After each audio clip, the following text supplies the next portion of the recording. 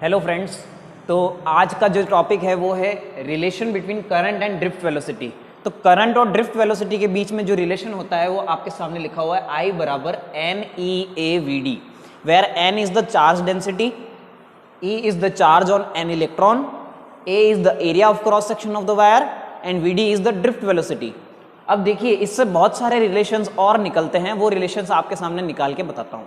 तो देखिए ध्यान से, अगर आप ध्यान से देखेंगे तो आप जानते हैं, हम जानते हैं VD बराबर जो होता है वो E टाउ अपॉन M के बराबर होता है। आप जानते हैं VD is equal to E tau upon M, where E is the charge on electron, capital E is the electric field, tau is the relaxation time and M is mass of electron.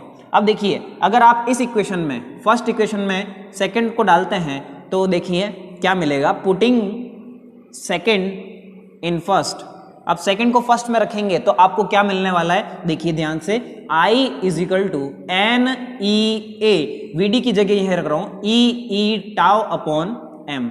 अगर आप इस चीज को रखते हैं तो ध्यान से देखिए, E और E मल्टीप्लाई हो जाएंगे और E का स्क्वायर हो जाएगा, और क्या हो जाएगा, A आ जाएगा, E आ जाएगा, टाउ आ जाएगा, अपॉन क्या हो जाएगा, M हो जाएगा। अब अगर आप इधर से कैपिटल A को अगर उधर लेके जाते हैं तो आपके पास क्या इक्वेशन बनेगी, I upon A will be equal to NE square tau upon M multiply by E बन जाएगा। आप अगर इस इक्वेशन को ध्यान से देखेंगे तो इस इक्वेशन में I अपॉन A जो है उधर, उसको एक नया टर्म बोला जाता है जिसको बोलते हैं करंट डेंसिटी। तो करंट डेंसिटी को डिनोट करते हैं J से, और J से डिनोट करके आप क्या बोलते हो, NE square tau upon M, और ये किससे मल्टीप्लाई हो जाता है, E से। अगर आप इस चीज को ध्यान से देखेंगे, NE square tau upon M को भी एक नया हम देते हैं, और जो नई टर्म देते हैं वो टर्म है अपनी कंडक्टिविटी की। Conductivity mean sigma. तो यहां से क्या मिल जाता है, J इज इक्वल टू क्या मिल जाता है, सिग्मा E, वेयर J बराबर क्या आएगा, I upon A, and sigma बराबर क्या आ जाता है, NE square tau upon M।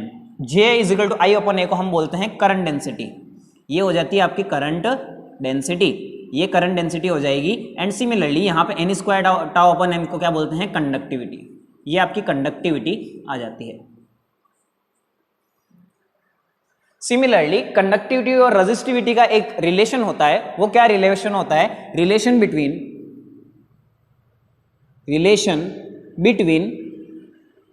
Conductivity and resistivity. तो आप जानते हैं कंडक्टिविटी मतलब क्या होता है, ease with which an electron और charge flow in the circuit, कि जितना ईज से आपका चार्ज फ्लो होता है उसको कंडक्टिविटी कहते हैं। बट रेजिस्टिविटी मतलब क्या होता है, रेजिस्टिविटी मतलब होता है कि अपोजिशन ऑफ द चार्ज। तो देखिए, कंडक्टिविटी जितनी ज्यादा होगी रेजिस्टिविटी उतनी ही कम होगी। तो आप देखिए, कंडक्टिविटी को डिनोट करते हैं, conductivity will be equal to 1 upon resistivity. Conductivity जो होगी वो किसके प्रोपोर्शनल होगी, 1 अपॉन रेजिस्टिविटी। और कंडक्टिविटी को डिनोट करते हो आप सिग्मा से, और रेजिस्टिविटी को डिनोट करते हैं रो से। तो conductivity is equal to 1 upon rho. अगर आप ध्यान से देखेंगे तो आप ये वैल्यू यहां रखेंगे तो आपको क्या मिलेगा, देखिए सिग्मा बराबर क्या ले रखा है, NE square tau upon M will be equal to 1 upon rho. अगर आप इस पूरी इक्वेशन को रेसिप्रोकल करते हैं तो क्या मिलेगा, रो बराबर क्या मिल जाएगा, M upon NE square tau. ये आपको क्या मिलता है, रेजिस्टिविटी मिलती है। तो ये रेजिस्टिविटी, ये कंडक्टिविटी, ये करंट डेंसिटी मिलती है।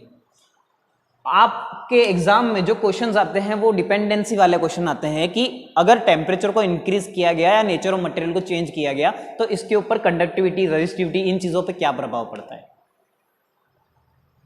तो वो हम अगली क्लास में पढ़ेंगे। Thank you.